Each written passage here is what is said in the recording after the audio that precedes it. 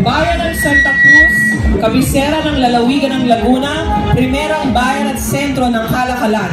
Sa patuloy na pag-unlad ng bayan at modernisasyon ay nananatili ang pagpapahalaga sa mga likas na yamang kaloob ng dakilang may kapal.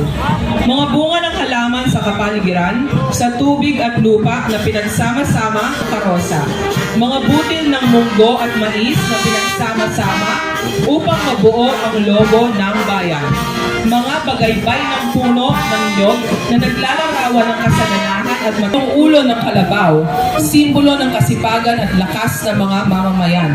Ang mga pakaway ay mistulang ng mga kamay na nag-aanyaya na kayo'y mamasyal at manirahan sa maganda at masayang bayan ng Santa Cruz. Ang